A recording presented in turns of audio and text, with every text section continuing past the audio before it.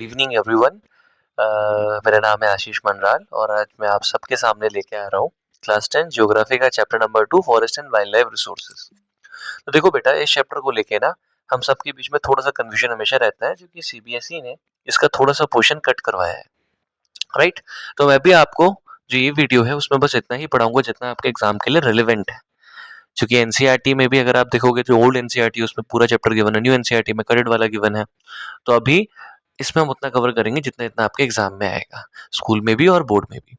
Start करते हैं। Chapter का नाम है forest and wild life resources.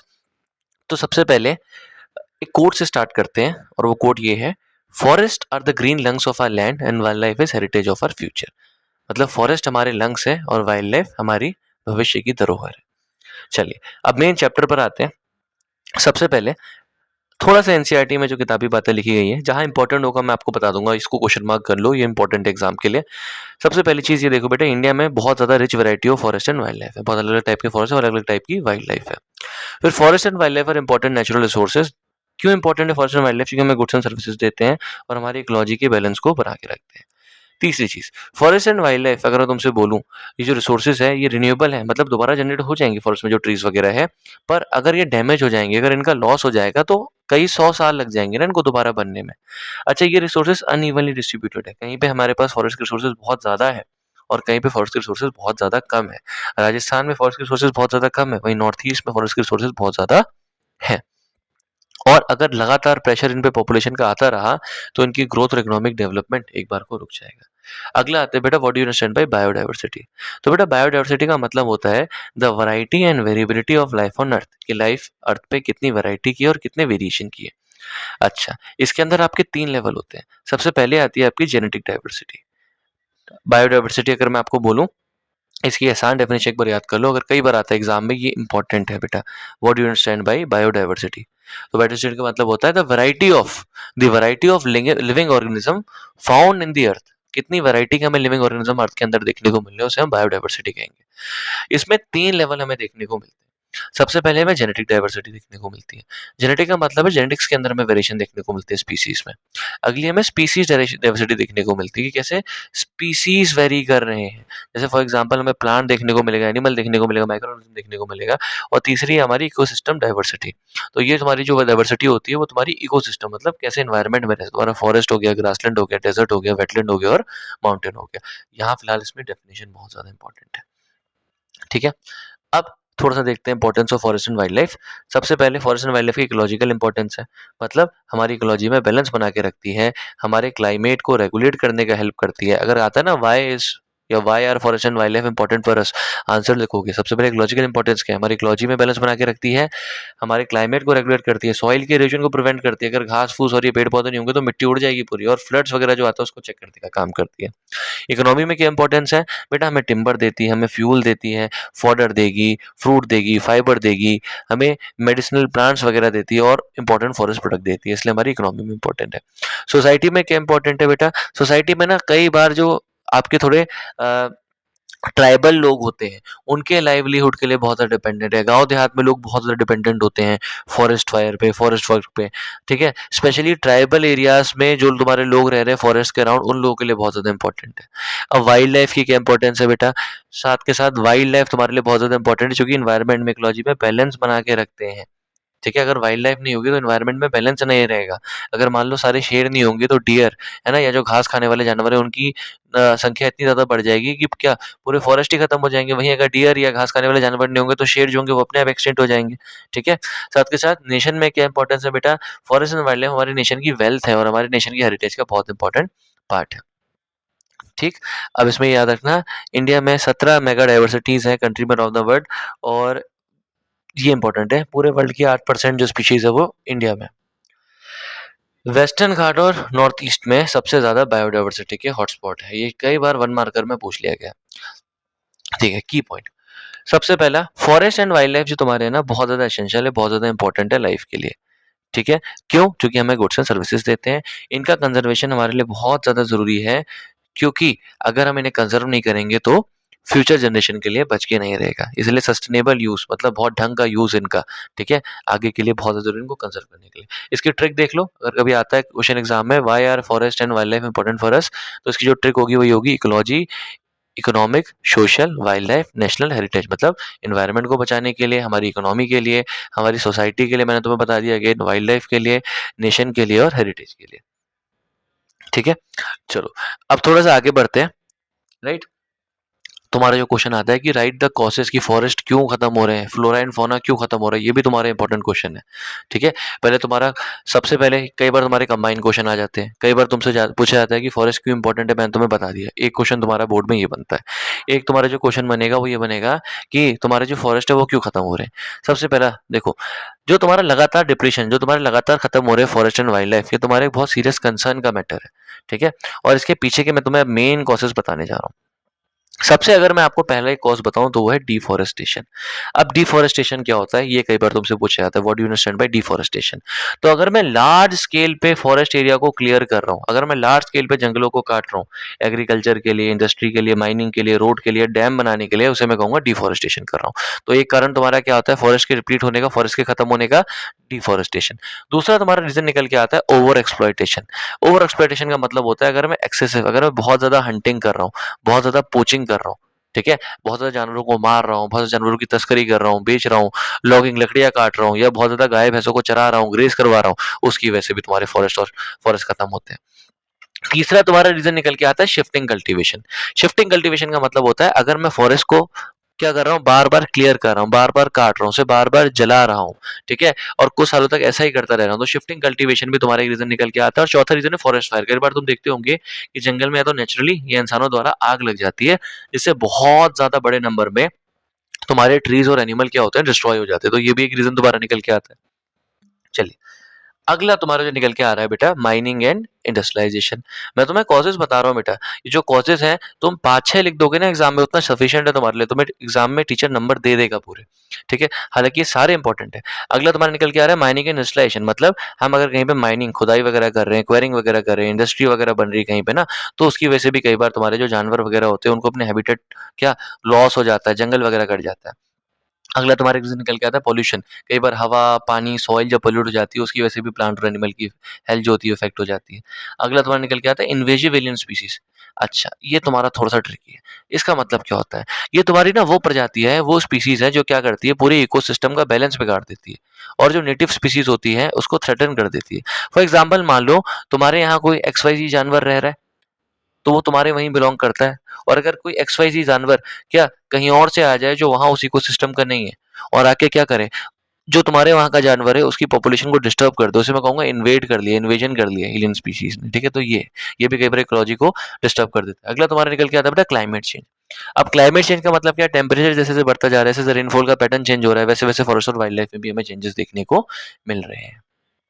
ठीक है, अच्छा, फिर तुम्हारा जो क्वेश्चन बन जाता है इसे कंजर्व कैसे करोगे। बेटा बहुत ध्यान से सुना है, जो मैंने तुम्हें तीनों हेडिंग बनाई है यही तुम्हारा लॉन्ग में या शॉर्ट में क्वेश्चन बनते हैं और फ्री के नंबर हैं। कंजर्वेशन का मतलब क्या होता है, तो बेटा कंजर्वेशन का मतलब होता है जैसे तुम प्रोटेक्ट करना, ठीक है, कंजर्वेशन का मतलब होता है प्रोटेक्शन, ठीक है, बचाना और केयरफुल तरीके से यूज करना रिसोर्सेज को, ताकि वो आगे की जनरेशन के लिए, मतलब प्रेजेंट के लिए एज वेल एज फ्यूचर की जनरेशन के लिए अवेलेबल रहे। ठीक है, तो कंजर्वेशन है, तो कंजर्वेशन का मतलब क्या होगा, प्रोटेक्शन करना या केयरफुल यूज करना रिसोर्सेज का, ताकि वो तुम्हारी प्रेजेंट और फ्यूचर की जनरेशन के लिए रहे। कंजर्वेशन के लिए तुम क्या कर सकते हो, सबसे पहले डिफॉरेस्टेशन को तुम प्रिवेंट करोगे, मतलब एफॉरेस्टेशन करोगे, मतलब प्लांट और ट्रीज को उगाओगे ना कि काटोगे। ठीक है, अगला, ओवर एक्सप्लॉइट नहीं करोगे नेचर के रिसोर्सेज को, ज्यादा हद से ज्यादा यूज नहीं करोगे नेचर के रिसोर्सेज को। तीसरा, अब जो जो मैं तुम्हें बताया था ना रीजन, इन्हीं रीजन का उल्टा लिखते जाओ, बस वैसे ही तुम कंजर्व कर लोगे, सबसे आसान। ठीक है, तीसरा तुम क्या करोगे बेटा, कंट्रोल करोगे जंगल की फायर को, फॉरेस्ट फायर को। चौथा क्या करोगे, जो तुम्हारी इंडेंजर्ड स्पीसीज, जो स्पीसीज खतरे में है उनको प्रोटेक्ट करोगे। पांचवा क्या करोगे, नेशनल पार्क्स वगैरह, ठीक है, वाइल्ड लाइफ सेंचुरीज वगैरह, ऐसी जगह जहां जानवरों को, पेड़ पौधों को कंजर्व करके रखा जा सके, बायोस्फीयर रिजर्व वगैरह ये बना दोगे। अगला क्या करोगे, जो तुम्हारी लोकल कम्युनिटीज हैं, जो लोकल के लोग हैं, उनको कंजर्वेशन में तुम इन्वॉल्व कराओगे। ठीक है, अगला तुम क्या करोगे, सस्टेनेबल यूज करोगे तुम फॉरेस्ट के रिसोर्सेज का, मतलब उनको बहुत बचा के अच्छे तरीके से यूज करोगे फॉरेस्ट के रिसोर्सेज को। और लास्ट तुम क्या करोगे, लोगों के बीच में अवेयरनेस फैलाओगे। ठीक है, क्या करा, नए और ट्रीज को प्लांट किया, ओवर एक्सप्लॉइटेशन को कम किया, फॉरेस्ट फायर को कंट्रोल किया, एंडेंजर्ड स्पीसीज को बचाया, नेशनल पार्क वगैरह बना दिए, लोकल कम्युनिटीज की हेल्प ली, सस्टेनेबल डेवलपमेंट किया और अवेयरनेस स्प्रेड कर दी। ठीक है, यही चीजों को देखते हुए इंडिया के अंदर भी बेटा एक एक्ट आता है जिसको हम कहते हैं wild life protection act of 1972 भी दिया है और कहीं कहीं 73 भी दिया है, तो आप कुछ भी कंसिडर कर सकते हो, बट मेरी सजेशन ये है कि एनसीईआरटी में जो डेट लिखी है उसके हिसाब से जाना, जो भी एनसीईआरटी आपके पास है। अब देखो, 1972 में इंडिया की गवर्नमेंट एक एक्ट पास करती है इंडिया के अंदर जंगली जानवरों को बचाने के लिए। ठीक है, अच्छा, अब इसमें था क्या बेटा, इसमें वाइल्ड लाइफ को बचाने की बात की गई थी और ये बात की गई थी कि कैसे वाइल्ड लाइफ में हंटिंग और जो ट्रेड वगैरह है उसको रोका जा सके। उसके अंदर 6 शेड्यूल है। ठीक है, अब ये 6 के 6 शेड्यूल तुम्हें याद करना जरूरी नहीं है, बस इतना याद रखना कि ये था तुम्हारा वाइल्ड लाइफ प्रोटेक्शन एक्ट, जहां जानवरों को बचाने की बात की गई थी और ये कह दिया कि कुछ स्पीसीज जो है ना वो इंडेंजर्ड है, मतलब खतरे में है, और इन स्पीशीज की अगर कोई हंटिंग वगैरह करेगा, इन स्पीशीज को अगर कोई मारेगा वगैरह, तो उसको क्राइम माना जाएगा और उसको पनिशमेंट मिलेगा, बस इतना याद रखना। ठीक है, और इंडिया के अंदर वाइल्ड लाइफ का प्रोटेक्शन इंश्योर करती है तुम्हारी गवर्नमेंट ऑफ इंडिया, या कि इंडिया का फॉरेस्ट डिपार्टमेंट, तो सरकार इंश्योर करती है। चलो, अगला आ जाओ प्रोजेक्ट टाइगर। अब ये क्या है, प्रोजेक्ट टाइगर भी तुम्हारा एक ऐसा ही मिशन था जो लॉन्च करती है इंडिया की गवर्नमेंट, ये वाइल्ड लाइफ प्रोटेक्शन एक्ट के अंतर्गत। बेटा असल में सोच के देखो कि इंडिया में जो नेशनल एनिमल है टाइगर, ठीक है, और इंडिया का जो नेशनल एनिमल था ना बेटा, वही इंडिया में इंडेंजर होता जा रहा था, वही इंडिया में खत्म होता जा रहा था, कितनी शर्म की बात होती। इसलिए 1973 में जाके गवर्नमेंट लॉन्च करती है प्रोजेक्ट टाइगर। ठीक है, ये तुम्हारा सेंटर मतलब गवर्नमेंट द्वारा स्पॉन्सर एक स्कीम थी, आती है 1973 में, और ये हेल्प करती है तुम्हारी प्रोटेक्शन के लिए जो तुम्हारा इंडेंजर्ड बंगाल टाइगर है। ठीक है, उसके प्रोटेक्शन के लिए आज इंडिया में तुम्हारे 50 से ज्यादा टाइगर रिजर्व है, मोर देन 50 टाइगर रिजर्व है, और इंडिया जो है ना बेटा, इंडिया में तुम्हारी लार्जेस्ट पॉपुलेशन देखने को मिलती है तुम्हें टाइगर की वर्ल्ड में। ठीक है, तो अब थोड़ा सा आगे बढ़ते हैं और मैं तुम्हें बताता हूँ कि इंडिया में वाइल्ड लाइफ को बचाने के लिए क्या मेजर लिए गए हैं।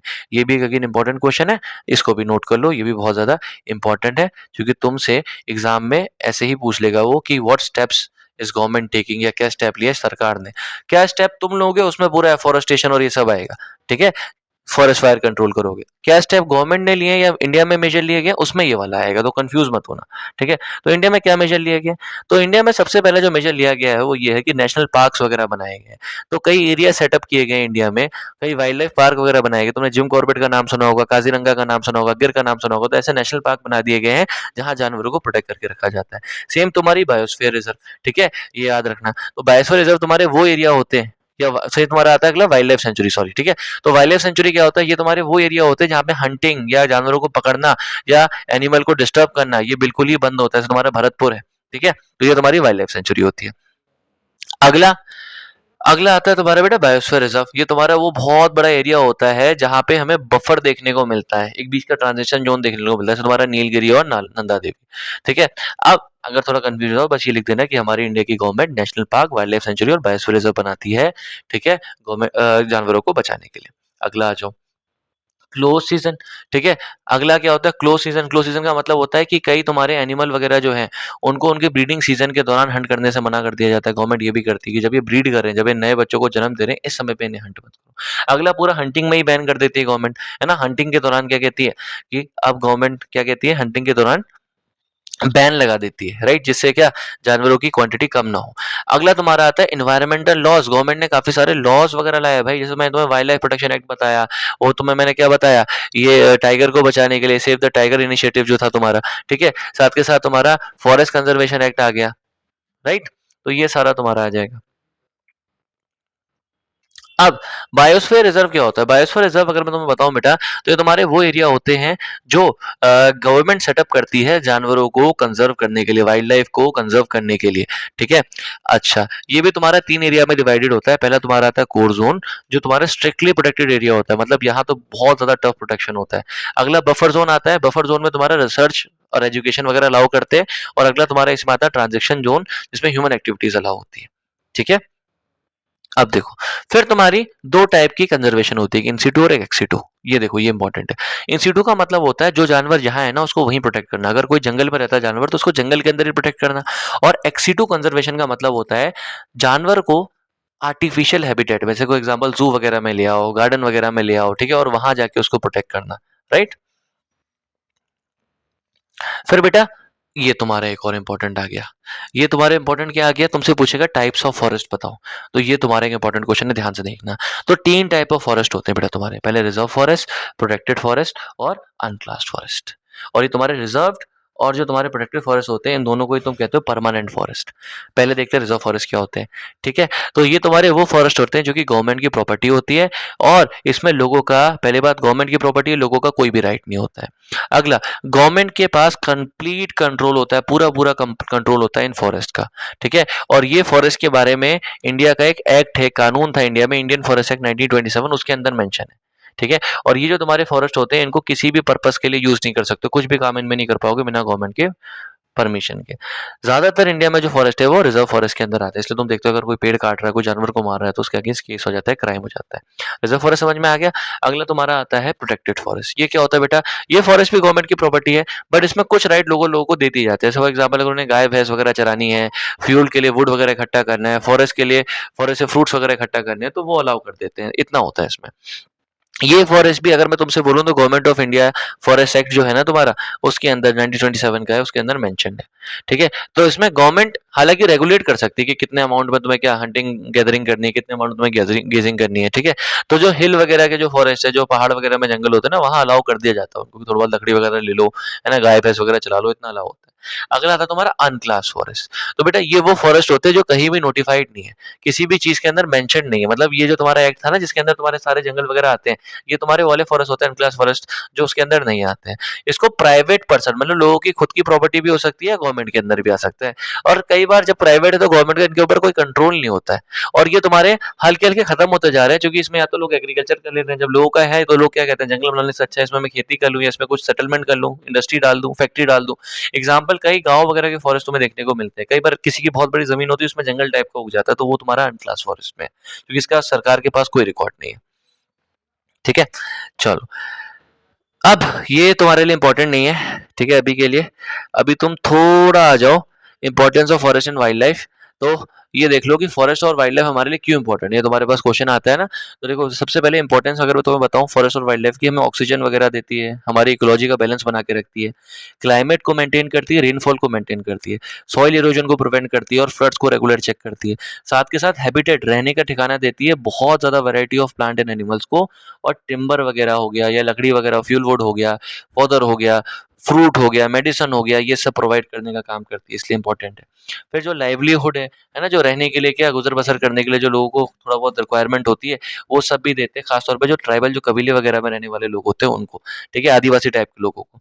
और साथ के साथ बेटा अगर तुम्हें बताऊं तो कल्चर और जो हमारे देश की स्पिरिचुअल तरीका है ना, वो सब मेंटेन करने का, हमारा कल्चर जो है वो फॉरेस्ट के साथ जुड़ा हुआ है, और हमारे इन्वायरमेंट को ब्यूटीफुल बनाती है, ठीक है।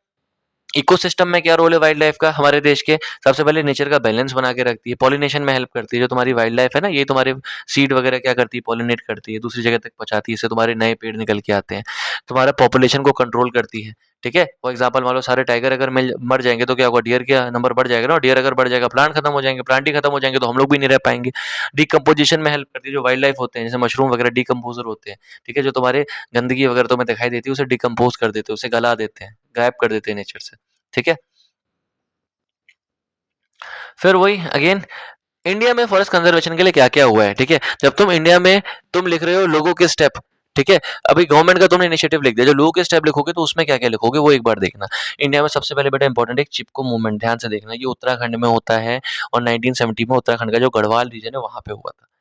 इसमें क्या किया था, लोगों ने पेड़ों को हक कर लिया था, खास तौर पे औरतों ने। क्यों? क्योंकि वहां पे पेड़ों को काटने की बात चली, सरकार कह रही थी कि पेड़ों को काट दो।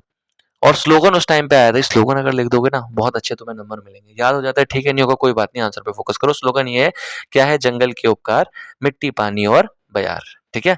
और ये लीड करते हैं तुम्हारे, अब इनका नाम ध्यान रखना, गौरा देवी और सुंदर लाल बहुगुणा और चंदी प्रसाद भट्ट, ये 3 लोग याद करते हैं, ठीक है। तो तीनों के नाम यहाँ पे इंपॉर्टेंट है, मेजरली इनके साथ इनिशिएट किया जाता है, बट बाकी 2 भी इंपॉर्टेंट है। रिजल्ट क्या होता है, रिजल्ट ये होता है कि लार्ज स्केल पे पेड़ कटते नहीं, अगला तुम्हारा आता है बिश्नोई ट्रेडिशन। तुमने राजस्थान का नाम सुना होगा, तुमने देखा होगा वो काले चिकारा के बारे में, ब्लैक बक के बारे में, काले रण के बारे में तुमने सुना होगा, जिसको मारना बैन है ना, राइट? तो ये तुम्हारा बिश्नोई जो लोग है, बिश्नोई जो समाज है, ठीक है, उनका एक बहुत ज्यादा मान्यता जुड़ी हुई है। तो ये तुम्हारा बोलो 15th सेंचुरी में तुम्हारा ये जो ट्रेडिशन था वो गुरु जम्बेश्वर जी ये स्टार्ट करते हैं, ठीक है। और वो 29 प्रिंसिपल देता है इसमें। वो कहते हैं कि नेचर को बचाओ, वाइल्ड लाइफ को बचाओ। इसमें एक खेजड़ली मैसेकेयर के बारे में भी, जहाँ पे बिश्नोई जो लोग थे बेटा, वो अपनी जान सेक्रीफाइस कर देते हैं, ठीक है, पेड़ों को बचाने के लिए। खास तौर पे एनिमल जो तुम्हारे ब्लैक बक हो गया, पीकॉक हो गया है ना, इनको खासा बचाने के लिए लोग बहुत ध्यान देते हैं। फिर अगला जो मैं लोग बता रहा हूँ कि क्यों लोगों के लिए इंपॉर्टेंट है या लोग क्या कर रहे हैं, उसमें तुम्हारा अगला आता है सेक्रेड ग्रोव्स। सेक्रेड ग्रोव्स का मतलब है हमारे लिए धार्मिक भी है हमारे जंगल। तो फॉरेस्ट को कई बार लोकल कम्युनिटीज भी कंजर्व करती है, वो मानती है, उनकी मान्यताएं जुड़ी है। खास तौर पे वेस्टर्न घाट्स वगैरह में तुम देखो काफी ट्राइबल एरियाज है जहाँ फॉरेस्ट को बहुत ज्यादा माना जाता है। देवराकू कर्नाटका में, कावू केरला में, उरांस राजस्थान में, ये बहुत ज्यादा रिच है डाइवर्सिटी में। एक और तुम्हारा इंपॉर्टेंट है, कई बार टीचर्स दे देते हैं, ठीक है, हालांकि मैं बोर्ड में बहुत कम देखता हूँ, बट ये एक बार पढ़ ही लो कि अब तक एग्जाम में आ जाए। बीच बचाओ आंदोलन, ये भी उत्तराखंड में हुआ था। ये तुम्हारा मूवमेंट क्या था? ये तुम्हारा मूवमेंट था, इसमें तुम्हारे जो ट्रेडिशनल जो पारंपरिक सीड्स वगैरह है उसको बचाने की बात कर रहे थे, और वो ऑर्गेनिक फार्मिंग को प्रमोट करते हैं। तो बीज बचाओ आंदोलन ये था जहाँ पे जो पारंपरिक सीड्स है, जो ट्रेडिशनल सीड्स है, ट्रेडिशनल जो बीज है उसको प्रोटेक्ट करने की बात कर रहे थे, और साथ के साथ ऑर्गेनिक फार्मिंग और कंजर्वेशन ऑफ जो तुम्हारे लोकल क्रॉप्स है, लोकल जो फसलें होती हैं पहाड़ों की, ठीक है, कह रहे थे उन फसलों को बचाओ, है ना। ये नहीं कि क्या प्लेन्स की तरह जो तुम्हारे ज्यादा पैसे कमाने के लिए एग्रीकल्चर में तुम जो पहाड़ों की फसलें हैं उनको थोड़ा सा क्या करो, साइडलाइन करके मनी मेकिंग क्रॉप्स को उगाने की बजाय लोकल क्रॉप्स उगाओ। इसको तुम्हारी वंदना शिवा और जो लोकल फार्मर थे वो स्टार्ट करते हैं। और ये तुम्हारा किस लिए हेल्प करता है? क्योंकि अब सोचो अगर पहाड़ों के लोग भी प्लेन वाली फसलें उगाएंगे तो क्या होगा, पहाड़ और प्लेन में अंतर क्या रह जाएगा? तो मेन ये जेनेटिक डाइवर्सिटी देखने को मिलेगी ना, हमें प्लेन्स वाला भी मिल रहा है, हमें पहाड़ वाला भी मिल रहा है, डाइवर्सिटी हमारे पास, तो कितनी अच्छी बात है। फिर कम्युनिटी एंड ट्राइबल पार्टिसिपेशन, तो कई कम्युनिटी वगैरह के ट्राइबल लोग भी बहुत ज्यादा पार्टिसिपेट करते हैं इस चीज में, जिसमें गोंड, भील और ये मिशिंग ट्राइब्स आती हैं, ठीक है। तो ये तुम्हारे लिए हो गया। अगेन मैं तुम्हें पीडीएफ शेयर कर दूंगा, सारे की पॉइंट वगैरह तुम्हें देखने को मिल जाएंगे, सारे माइंड बूस्टर रिवीजन देखने को मिल जाएंगे, सारी पीडीएफ तुम्हारे लिए डिजाइंड है। अगर तुम्हें पीडीएफ चाहिए तो एक बार कमेंट कर देना पीडीएफ, ठीक है। लास्ट टॉपिक तुम्हारा देख लो यहाँ का जो है, वो है joint forest management, that is JFM. बेटा ये बहुत इंपॉर्टेंट है, कई बार इसमें सेपरेट क्वेश्चन आता है जेएफएम क्या है। और अगर जेएफएम सेपरेट क्वेश्चन नहीं आ रहा है तो तुम जो गवर्नमेंट स्टेप ले रही है, इंडिया में क्या स्टेप लिए गए फॉरेस्ट को बचाने के लिए, उसमें जेएफएम मेंशन कर देना। It is very very very important, अच्छे नंबर मिलेंगे।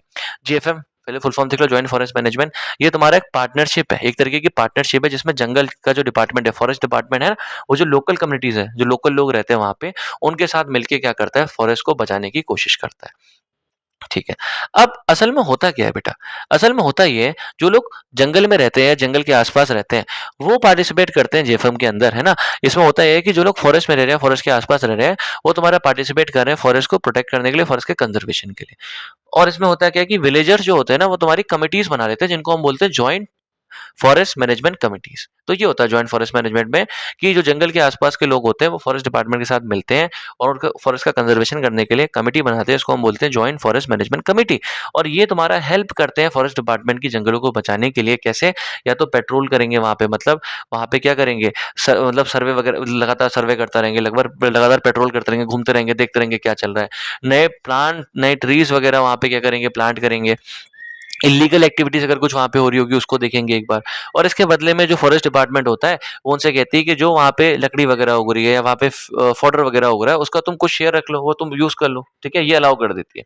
ये तुम्हारा क्या करता है, फॉरेस्ट की कंडीशंस को इम्प्रूव कर देता है, और साथ के साथ जो लोग वहाँ फॉरेस्ट के ऊपर डिपेंडेंट है उनकी लाइवलीहुड भी अच्छी हो जाती है। इसका बेनिफिट क्या है, फॉरेस्ट को बचाती है डिफॉरेस्टेशन से, है ना, क्योंकि जंगल की देखभाल कर रहे हैं। फॉरेस्ट के ऊपर जो प्रेशर लग रहा है उसे बचा लेती है, ठीक है। और एक बार को लोगों की लाइवलीहुड, लोग जो फॉरेस्ट के ऊपर डिपेंडेंट है उनकी हेल्प करती है। और खास तौर पे जो तुम्हारी कम्युनिटी है, कम्युनिटी मतलब जो लोगों का ग्रुप जो लोग हैं, है ना, उनकी ओनरशिप, कम्युनिटी की ओनरशिप बन जाती है, कम्युनिटी की रिस्पॉन्सिबिलिटी, कम्युनिटी रिस्पॉन्सिबल हो जाती है फॉरेस्ट के लिए। और तुम्हारा फॉरेस्ट जो है ना उसका लोग सस्टेनेबल तरीके से संभल के, सोच संभल के फिर यूज करना स्टार्ट कर देते हैं, ठीक है। एग्जाम्पल तुम्हें आराबारी जेएफएम प्रोजेक्ट वेस्ट बंगाल में और वेस्ट हिमालय जेएफएम प्रोजेक्ट उत्तराखंड में देखने को मिल सकता है। ओडिशा में सबसे पहला, अच्छा ये इंपॉर्टेंट है बेटा, ये अगेन उड़ीसा, सबसे पहले जो जेएफएम था वो सेटअप होता है तुम्हारा उड़ीसा के अंदर, ठीक है।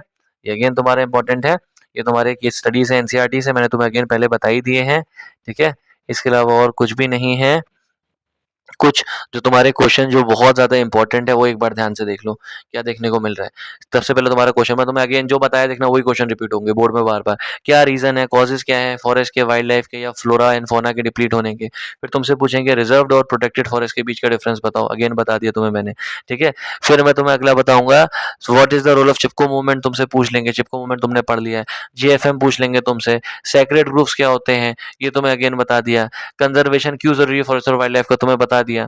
फिर तुम्हें बता दिया कि 2 नेशनल पार्क और वाइल्ड लाइफ सेंचुरी ये एक बार रिसर्च कर लेना, ठीक है? एक बार पढ़ लेना, ठीक है? नंदा देवी वगैरह मैंने तुम्हें ऊपर बताया हुआ है इसमें। फिर तुमसे बायोडायवर्सिटी की इंपॉर्टेंस पूछ लेंगे, ठीक है?